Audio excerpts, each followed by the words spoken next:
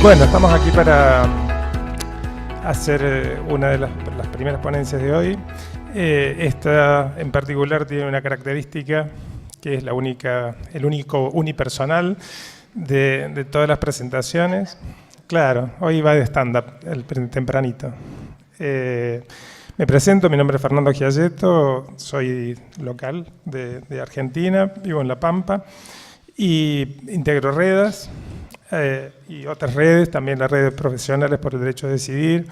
Estamos en todos lados, pero bueno, no somos Dios, gracias a Dios.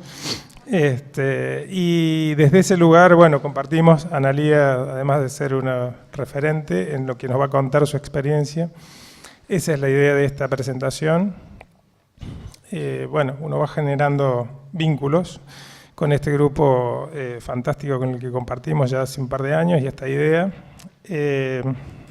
Hemos ido escuchando un montón de cosas dentro de estas experiencias y lo interesante de esta ponencia que es, como se habrán dado cuenta en los títulos, la única que tiene un enunciado como pregunta. Y todas las demás parece que son certezas, porque todas las demás son como afirmaciones, ¿no? Es decir, todo lo que hemos venido escuchando y lo que sigue, pareciera ser que la tenemos clara. En este aspecto, que es esencialmente cómo tratar a este sujeto de derecho, que es con quien nosotros trabajamos, que son las mujeres, pareciera que no tenemos tan claro eso, y está bueno, creo yo, que sea enunciado como una pregunta, no como una afirmación. Sin embargo, creo que, como hemos dado cuenta también, todas las que están hechas como afirmaciones tampoco las tenemos tan claras, porque hay evidentemente un montón de preguntas que surgieron ayer. Y recuerdo una efectivamente de Susana Archimendi que hizo, ¿qué podemos hacer con las personas? ¿Qué podemos hacer con la sociedad civil, a la que le llamamos como si nosotros fuéramos, esto es medio milico, ¿no? Como si el resto, como si nosotros tuviéramos alguna jerarquía? De hecho la tenemos, y tenemos un gran poder, la medicina, la salud. Y cómo administrar ese poder y cómo hacer que esas personas tengan la misma jerarquía, igualar ese derecho. Y nadie le contestó a Susana. Pero yo creo que tiene que ver con que esta pregunta es abierta. Analía, que es médica, especialista en todo ginecología, magíster en ciencias sociales, con aplicación en salud de FLASOC y SEDES, de su maestría. Se desempeña como jefa del servicio del Hospital de Obstetricia de Ginecología también. Sí. Solo obstetricia. Del Hospital General de Agudos Teodoro Álvarez, de aquí de la Ciudad de Buenos Aires. Y bueno, es parte integrante de este grupo promotor de Redas. Esas serían sus membresías o como ella ha decidido ser nombrada. Pero yo voy a decir lo que yo pienso de Analía. Claro.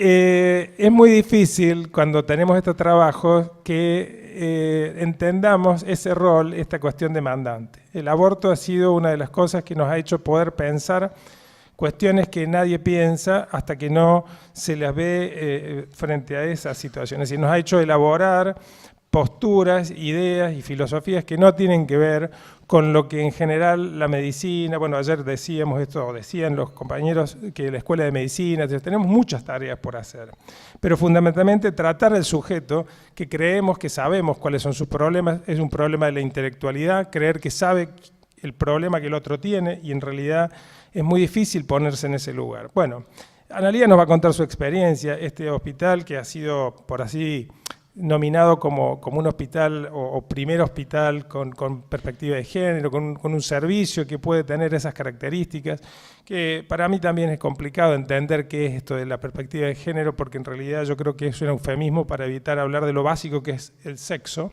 la sexualidad, y no porque esto signifique varones y mujeres simplemente, sino porque a veces nosotros mismos nos inventamos formas de evadir. Y esto es lo que tratamos de escuchar, vamos a escuchar en Analía, que es la experiencia de quienes se tienen que comprometer, que creo que es la experiencia que todos debemos tener en todos los días de nuestro trabajo, pero que hay que poder comunicarla y también comunicar lo detestable que resulta a veces que muchas de estas cuestiones no son fáciles, Pero no son fáciles porque estas cosas no están escritas, porque estas cosas no forman parte del Vademecum ni de la enciclopedia.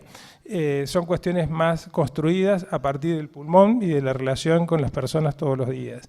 Y porque fundamentalmente, recién conversábamos 2 minutos antes de esto con Agustina, ¿qué pasa cuando las personas vienen, demandan, abrimos el espacio, o sea, nos convertimos en, este término que, bueno, es muy coloquial acá de nuestro territorio, pero ser copado, o sea, ser alguien que es empático o que pretende serlo, y que después se da cuenta que cuando uno es empático, ¿quién no quiere ser bien tratado?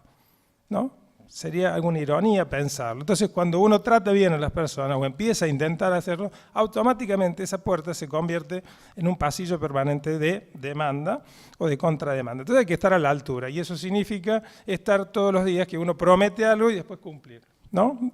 Bueno, Analía nos va a contar esa experiencia y nos va a dar un poco esta clase de urbanismo en términos de cómo tratar a las personas con las que nosotros nos relacionamos todos los días. Así que bueno, Analía, disculpad un poco larga la presentación, pero me parecía muy importante saber de qué nos vas a hablar. Buen día, muchas gracias y gracias por la presentación, Fernando. Y yo quiero que empecemos este momento con un pequeño cuento. Los invito a mirarlo.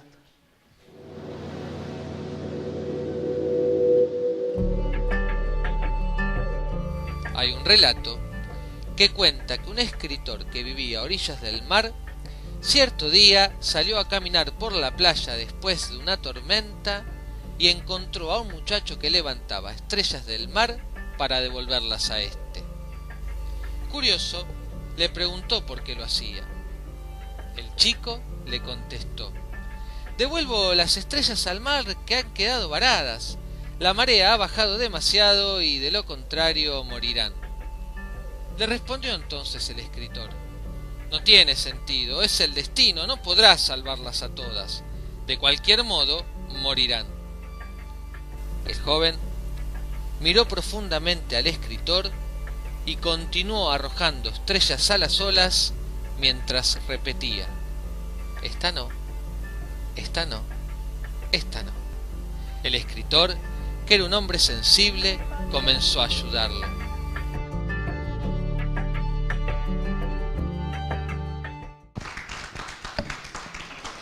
Un poco yo siento que esto es lo que hacemos con la causal de salud y con las interpretaciones de la causal de salud, y es esto: esta no, esta hoy no. Entonces lo que quería contarles es mis esta hoy no, que son las que trabajamos en el servicio de obstetricia del Hospital Álvarez. Y este es el hospital, algo recuperado, porque saben que en el año 2012 sufrimos un incendio que destruyó el cuerpo principal del hospital y la guardia, y ahora estamos empezando a rearmar. Y siempre, los que me conocen, antes de empezar, prefiero también usar esta frase de Gastão de Sousa Campos, que dice que para tener consideraciones sobre lo que significa el trabajo en equipo de salud. Uno de los principales secretos para asegurar calidad en salud estaría dado por una adecuada combinación de autonomía profesional con un cierto grado de definición de responsabilidad para las trabajadoras y trabajadores. Y la autonomía responsable solamente ocurre cuando los agentes tienen interés en involucrarse, nunca de otra manera. Les cuento rápidamente la ubicación. Este es un mapa de la ciudad de Buenos Aires. Nosotros estamos en la zona sur de la ciudad, en una comuna particularmente pobre, donde se concentran casi todos los males de la ciudad, en el sentido que hay muchos trabajadores informales por la gran cantidad de fábricas irregulares que funcionan allí, viven realmente en situación de trata de personas y explotación laboral. Hay asentamientos en los terrenos del ferrocarril, también un barrio particularmente difícil que se llama La Carbonilla, donde, por ejemplo, en este momento no puede entrar la gente del hospital, entonces tuvimos que hacer un convenio con la gente del Tornú para que sí vaya, porque hay un problema de mucha belicosidad en este momento.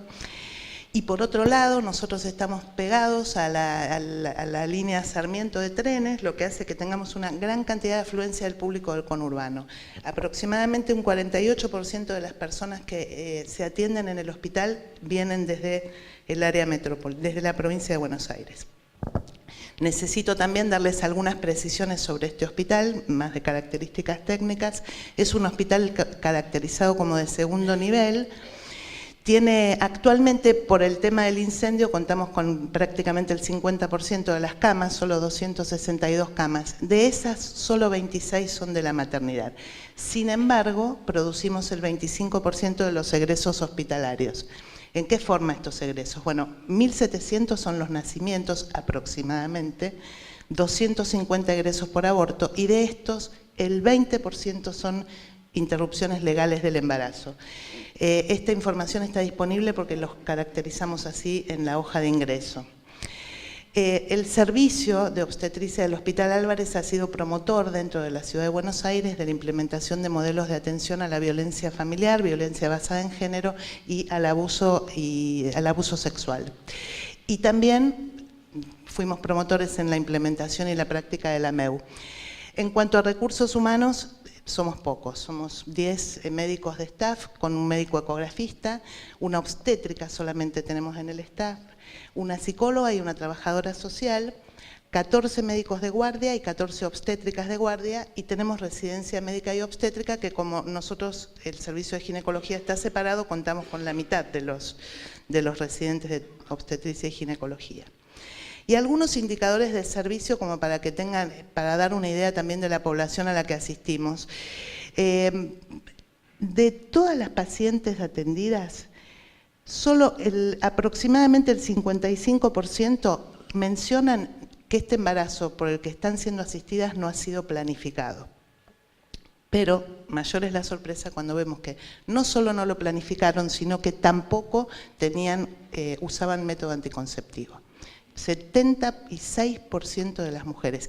Y fíjense que por más que intentemos ser más accesibles, tener cantidad de facilitadores, aún así hay muchas mujeres que no pueden tomar método anticonceptivo, no acceden de alguna manera. Puse en rojo, estas no los voy a aburrir con las áreas sustantivas que forman parte de un servicio de obstetricia, pero nosotros tenemos un servicio de guardia, un servicio de internación, consultorios externos tanto de embarazo como consultorios de salud sexual y reproductiva, y un área de diagnósticos, como les decía, tenemos nuestra propia ecografista. Lo que yo puse en rojo ahí son todas las actividades que en cada uno de los sectores tomamos como relevantes. Estos son todas actividades en salud reproductiva o no reproductiva, como quieran verse, pero lo que yo señalo con esto es que en todas las áreas del servicio hay un compromiso con tratar de implementar métodos efectivos. Cuando yo quiero hacer un poco de historia, de empezar a tratar de armar en la cabeza cómo empezamos con este modelo de atención a la interrupción legal del embarazo, lo primero que tengo que decir es que en todo el servicio, así como vieron que tenían esas letritas rojas, hay un alineamiento en los objetivos y en el trabajo en perspectiva de derechos humanos. Entendemos que los derechos reproductivos son derechos humanos básicos e inalienables. Hay trabajo continuo y capacitación de todos los miembros del servicio en diversas áreas que tienen que ver justamente con la buena gestión, con calidad de atención, con buenas prácticas. Y resalto también que el 50% de las médicas del servicio, y muchas de ustedes las conocen por haber sido compañeras, fueron, así como una trabajadora social y una psicóloga, fueron egresadas de la diplomatura de salud de sedes con iSalud. Me corro.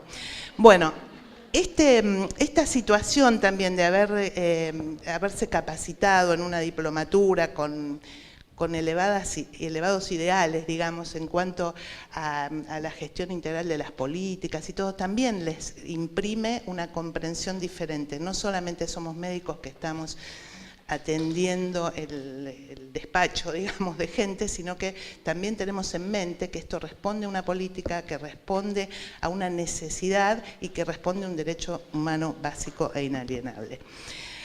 También esto fue facilitador de gestionar que muchos de ustedes vinieran a rotar al hospital, así como que las chicas fueran a rotar, entonces también facilitar rotaciones por otros servicios amplía un poco la mirada y nos da ideas creativas. Tener elaboración y disponibilidad de guías, pero sobre todo estas guías las usamos, siempre consulta a Dan y un montón de gente que está aquí también, aceptando que nosotros tenemos un cierto grado de incertidumbre que está dado porque no disponemos de medicamentos, no siempre disponemos de las herramientas necesarias para trabajar. Entonces, la elaboración y la disponibilidad de guías también las tomamos con toda esta incertidumbre que nos toca por el lugar donde trabajamos. El mejor ejemplo es la falta de provisión de medicamentos para aborto. Y por supuesto, la otra cosa que nos tenemos que brindar a nosotros mismos es tiempo. Muchas mujeres no tienen tiempo, pero los servicios sí tienen tiempo. Y este tiempo tiene que ser útil y capitalizado para poder dar lugar a recambio y a recambio generacional y a nuevas formas de pensar y de sentir la práctica de la medicina. Bueno, necesariamente ayer apareció el tema del delito de violación, de abuso y de violencia familiar, entonces yo tengo que contarles que en el hospital trabajamos desde el año 2003 en un dispositivo de atención que también involucra a la guardia e involucra al consultorio. La primera lección, tengo que ser muy clara, la primera lección para todos los que trabajamos en esto es tratar de no juzgar a la mujer que se presenta con este problema.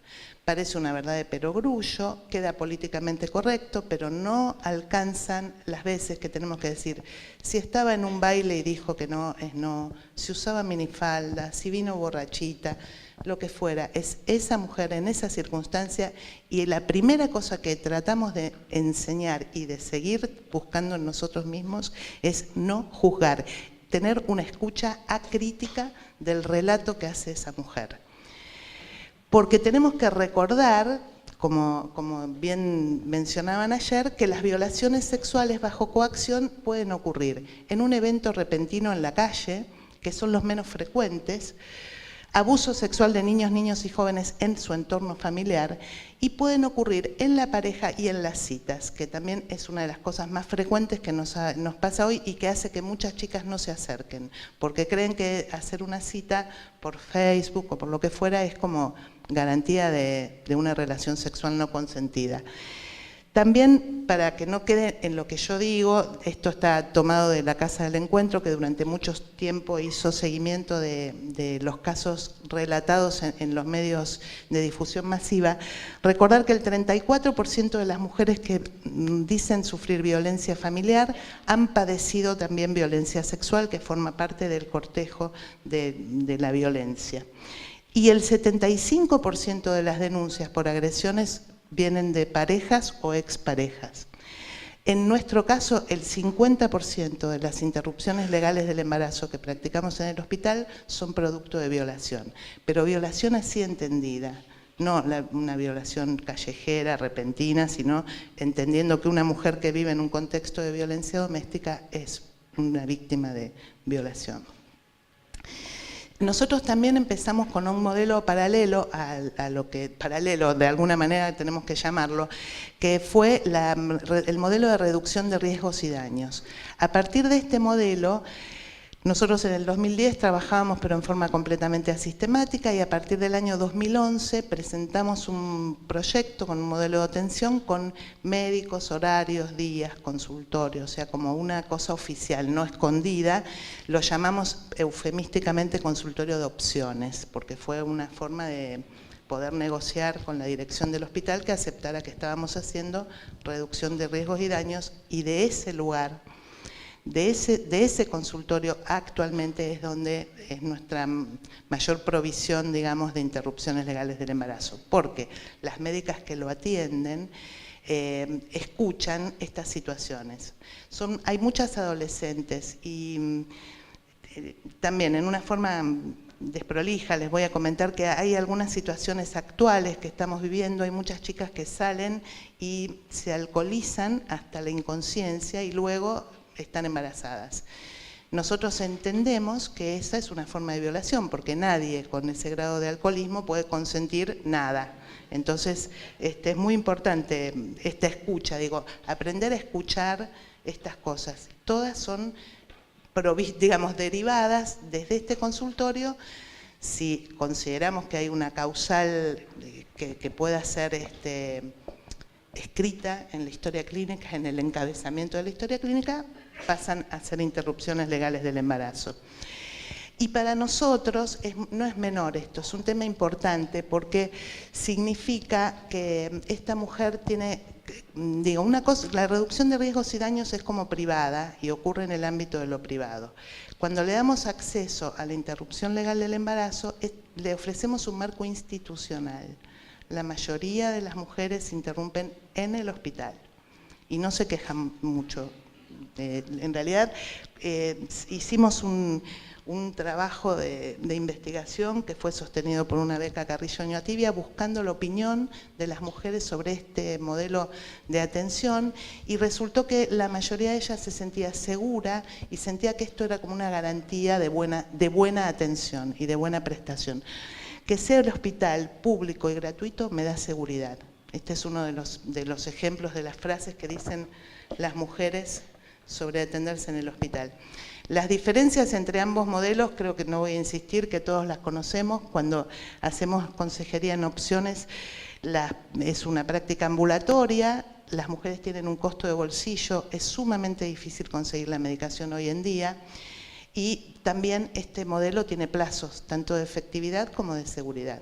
Cuando nosotros le ofrecemos una interrupción legal del embarazo, le ofrecemos el marco institucional, es la institución la que provee tanto los fármacos como el AMEU y no tenemos plazos.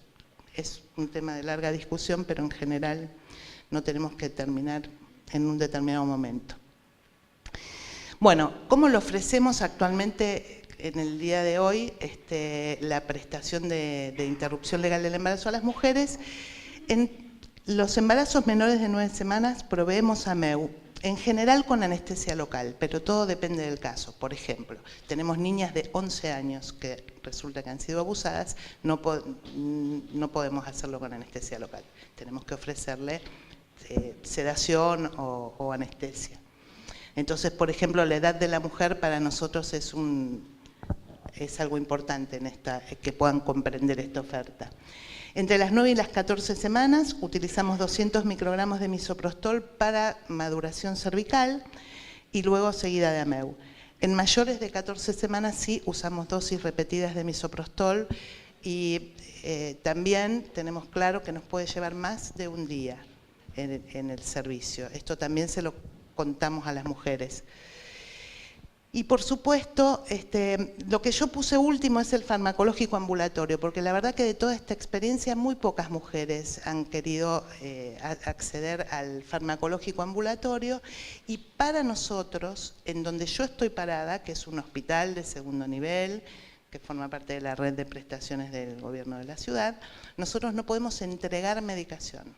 Los que tienen, estratégicamente lo definió así el programa de salud reproductiva, le entregan la medicación en los centros de salud, no en los hospitales. Por lo tanto, nosotros tendríamos que hacer aquello que tanto criticamos, que es que las mujeres vayan rodando de un lugar a otro, porque si yo la tengo que derivar al centro de salud para que le puedan dar la medicación, esto implica un tiempo, un desgaste y no nos parece muy conveniente.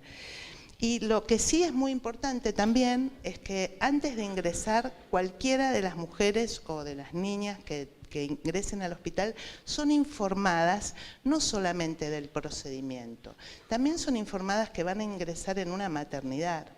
Entonces, aunque tengan un espacio en el centro obstétrico, que sea privado, que tenga paredes, que no están expuestas al público, hay polución auditiva.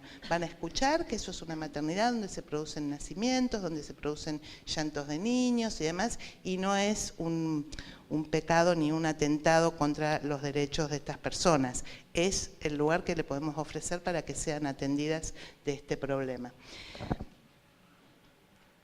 Y ya voy terminando porque también trataba de pensar todas estas cosas sueltas, parecen como datos sueltos que yo traigo de la práctica, del conocimiento del hospital, de la población.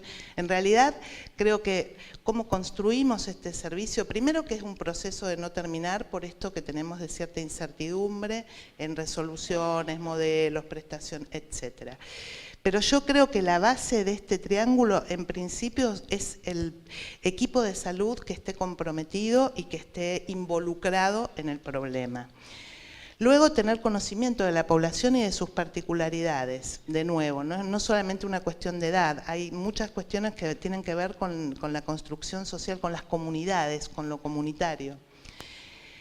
Impulsando, adaptando y disponiendo de dispositivos de atención que sean pertinentes, que sean basados en buenas evidencias, pero también que respondan a lo que yo puedo gestionar en este momento.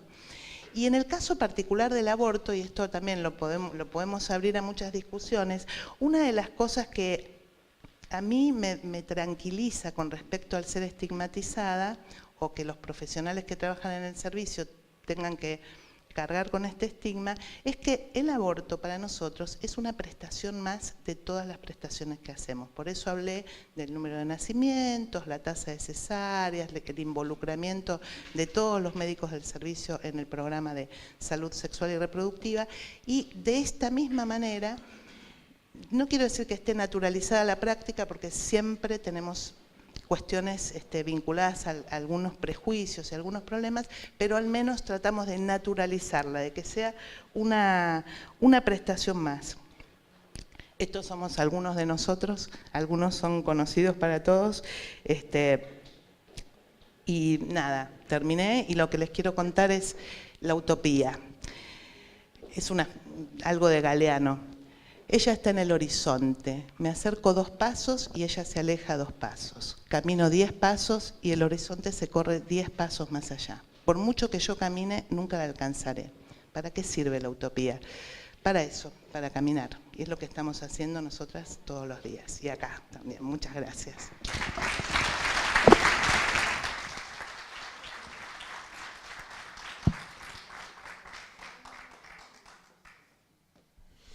Bueno, normalmente las ponencias son sin preguntas, sin expresiones, sin nada, pero bueno, creo que en excelente uso del tiempo que hizo Analía, y que aunque hemos empezado un poquito más tarde, como es lógico, si alguien quiere hacer alguna expresión, alguna pregunta, ¿no? Que podemos disponer unos minutos, o simplemente, bueno, un comentario, algo que tenga que ver con la temática.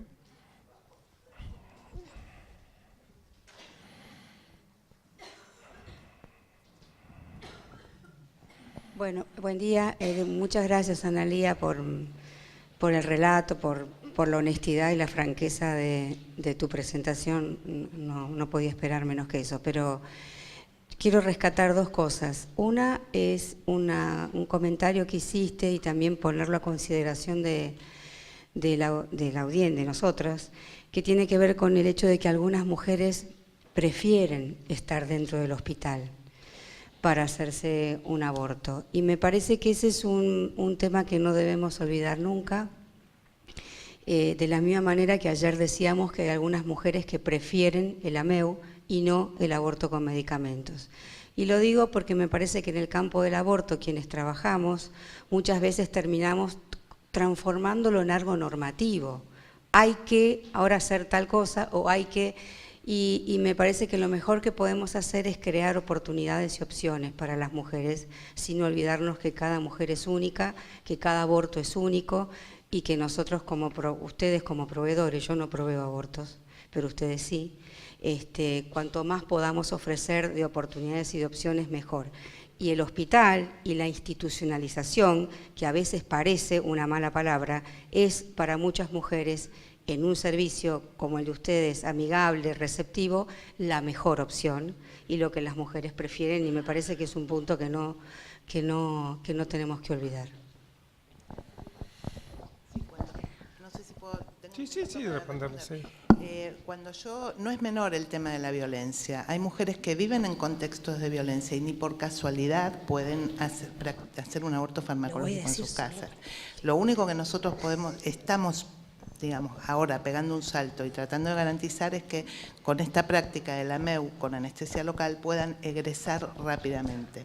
Entonces, es muy breve el lapso en el que están internadas. Bueno, lo que yo voy a decir tiene relación con esto que están diciendo, y es que me parece muy importante que en este ámbito en el que estamos, que no salió mucho, pero yo me quedé muy sorprendida ayer, cómo en otros lugares de Latinoamérica los ginecólogos tienen un rol protagónico y en la Argentina no. Me parece Fernando es ginecólogo, Analía es ginecóloga, yo soy ginecólogo y hay un montón más acá.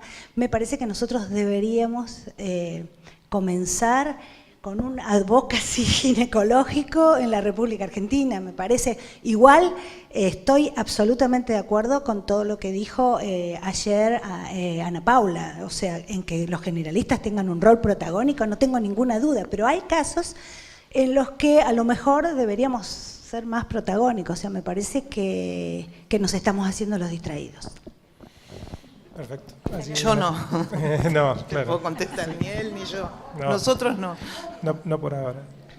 No, Sí, con por respecto a lo que decía Silvina, nosotros empezamos, si bien desde el 2008 ofrecemos ILE, recién este año empezamos a protocolizarlo y por un problema de que la provincia de Buenos Aires no tiene mucho misoprostol, a menos de 12 semanas hacemos AMEU. ¿Cuál es el problema? Cuando uno protocoliza, le cuesta pensar en otra opción que es por ahí indicada para esa paciente. Una paciente era empleada del hospital y no quería someterse. Y ahí entonces uno lo piensa, pero me llevó 48 horas pensar, pero podemos hacer otra cosa. Eso de no estancarse, tanto servicio social como nosotros, es como otro trabajo más que hay que hacer porque a uno le cuesta salir de los protocolos. Sí, Graciela, por eso yo decía que se trata de armar guías, pero también conociendo la incertidumbre en la que vivimos los servicios. Por eso tenemos que ser flexibles, armar guías que contemplen, además, no solamente que contemplen los problemas de los profesionales, que contemplen los problemas de las mujeres, porque no es lo mismo que venga una persona que tiene una cardiopatía severa a que venga una mujer que vive en un contexto de violencia. O sea, digo, caso a caso, persona a persona, y esto es lo que vamos construyendo. Sí, vamos a hacer dos exposiciones. Sandra, les pido mucha brevedad, y el compañero allí, sí, por favor. Sí, nosotros en el Perú el misoprostol se vende como cualquier fármaco y generalmente ya las mismas mujeres lo usan solas. Y nosotros estamos viendo que la mayoría de los abortos incompletos que llegan complicados a nuestro hospital, muchas llegan con su misoprostol dentro de la vagina. Sí, sí. Entonces, en realidad ya en la misma sociedad, si uno estudia, ve que la gente conoce mucho ya del misoprostol. Las chicas en edad, digamos, fértil, conocen mucho y está también mucho en internet y no sé, de repente lo están manejando mejor que el ginecólogo porque tienen buenos efectos. Generalmente es así. Y normalmente nosotros dentro del hospital, a veces, digamos, lo que sucede es el temor que tenemos más bien los médicos al misoprostol. Y muchos tienen miedo a la rotura uterina, muchos tienen, digamos, a otro tipo de complicaciones, cuando en verdad, si se ve, pero como llamamos allá, la muerte de un obispo. Es muy raro que se dé. En muchos, por ejemplo, Lamentablemente. Mira, generalmente en cesáreas anteriores, alguien que ha tenido ya una intervención uterina, entonces ahí hay con mayor frecuencia las roturas uterinas. En realidad, no, más en segundo trimestre. En el segundo trimestre tardío, más en el nos segundo pasó, trimestre. pero no en el primero. Entonces yo pienso de que para mí el misoprostol viene a ser una salvación para el embarazo no deseado. El problema del uso del misoprostol es el trabajo que se nos da para poder manejar a la paciente. Un AMU es rápido, lo haces en 5 minutos y tienes el problema solucionado. Nosotros hicimos un trabajo con el misoprostol y en realidad pues yo casi me da un infarto, porque a veces tenía pacientes que me llamaban a cualquier hora por dolor, por sangrado y todo lo demás. Entonces hay que ser muy valientes para trabajar con el misoprostol. Pero lo más importante, aparte de la valentía, es saber que si lo manejamos bien, tenemos hasta un 95% de seguridad. O sea que casi no tiene nada que envidiarle a la AMU. El AMU también tiene en realidad el 95% de seguridad. Y más bien hicimos un trabajo en mi hospital para ver el AMU y el uso del misoprostol. Y cuando fallaba el AMU entrábamos con el misoprostol y cuando falla el misoprostol entramos con el AMU. Sí, tal cual. Gracias. Sí, Sandra, Mariana y nadie más. Bueno, sí, tenemos... Yo soy sus Sandra, últimas soy ginecóloga y obstetra y soy de la ciudad de Rosario, en la provincia de Santa Fe. Con respecto a lo que decía Analía, yo quería rescatar, ya que estamos en un espacio de construcción de redes, con respecto a lo que nombró de las rotaciones de los médicos de staff, porque me parece que es muy crítico en justamente esto que mencionabas también, Analía, de poder naturalizar la práctica y tomarla como una práctica más dentro del servicio donde estemos trabajando. El tema del trabajo con los tocoginecólogos es necesario, sobre todo, además de la MEU, en el segundo trimestre, poder coordinar la causal salud con los servicios en el segundo trimestre, que a veces se trabaja en el primer nivel, también es difícil. Y, por un lado, poder tomar esta práctica como una práctica más y un derecho más a la salud y un acceso más que tiene cualquier persona, creo que es fundamental. Las rotaciones y el acompañamiento, tanto en los procesos de cada mujer, en las dudas que tengamos, cómo poder conocer cómo funcionan estos servicios y que otros vengan a conocer cómo trabajan los nuestros, me parece que es fundamental y creo que es muy apropiado en esta construcción de redes que estamos armando. Y particularmente en nuestro servicio, el aporte de sedes y de Analía, junto con un aporte político, fue muy crítico. Lo último que digo también es el tema de las capacitaciones, que también me parece que es fundamental capacitar tanto en lo técnico como en el tema de los estándares en derechos humanos y los estándares éticos. Así que... Gracias, Sandra. Mariana. Soy Mariana Romero, soy integrante de Redas. Quería hacer una reflexión uniendo dos cosas. Hablamos de opciones para las mujeres y hablamos de disponibilidad de la tecnología. Y digo tecnología, los medicamentos y la MEU. Y pensaba en particular cuánto se nos complica en un país como la Argentina la no disponibilidad de un producto dedicado, como ayer hizo referencia Daniel Tepas. Desde el Estado es todo un problema comprar un medicamento que no está registrado para esa indicación y que además está en combinación con otra droga, porque sabemos que hay provincias que solo lo pueden comprar si es monodroga y no un producto comercial que ya viene en combinación con otro. Entonces yo quiero volver a enfatizar, la posibilidad de dar opciones es también la posibilidad de tener la tecnología necesaria. Digamos, AMEU está, y quizás ahí las barreras no son el acceso particular al aspirador o a las cánulas, sino cómo romper la barrera de dejar una práctica absolutamente obsoleta, como es el legrado, y reemplazarla por la tecnología adecuada. Y en el caso del misoprostol es el acceso a un producto que sea un producto dedicado, y no hacer todas las cosas que tenemos que hacer, todos los salvedades necesarias para acceder al medicamento que es digamos que corresponde, y no a tener que trabajar con una tecnología subestándar que finalmente termina condicionando las opciones que damos a las mujeres. Entonces no consigo misoprostol, entonces todo primer trimestre hago AMEU, pero no es mejor ambulatorio porque eso sí lo puedo garantizar porque no las puedo, no puedo usar sedación o no puedo usar anestesia local, en fin. Digo, pensemos en justamente esa interacción y cómo condiciona la provisión de servicios y las posibilidades que tenemos de ofrecer opciones para las mujeres. Sí, por eso yo dije, ¿cómo está la prestación hoy? A lo mejor en 2 meses o en 6 meses o el tiempo que fuera cambia, porque en realidad tuve un problema de limitación de la disponibilidad del Oxapros en la farmacia del hospital.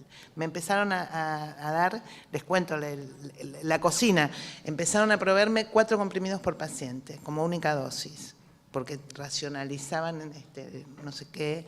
Bueno, entonces tuvimos que improvisar otras cosas. Sí. Cristian, soy ginecólogo de Brasil y quería inicialmente a Analía cumplimentarla por su excelente trabajo, pero hacer un comentario sobre esta cuestión de misoprostol y ameo, ¿no? Claro que la tecnología debe estar disponible con las dosis de medicamento para que pueda hacer una elección, la mujer hacer una elección adecuada, ¿no? Pero no concuerdo mucho con la opinión del colega que ha dicho que el misoprostol es muy difícil manejo. Sí, después del segundo trimestre quizás empieza un poco de los problemas, pero su eficacia es excelente abajo de 12 semanas, abajo de 10 semanas, arriba del 95%, ¿no? Y no necesitando incluso ninguna manipulación o evacuación posterior. Y en Brasil, en mi servicio, tenemos una experiencia con misoprostol, cuando la mujer lo elige, abajo de 12 semanas, donde la expulsión se hace hasta más o menos en media en 15 horas. Entonces, la gran mayoría se elimina su problema dentro de las primeras 24 horas.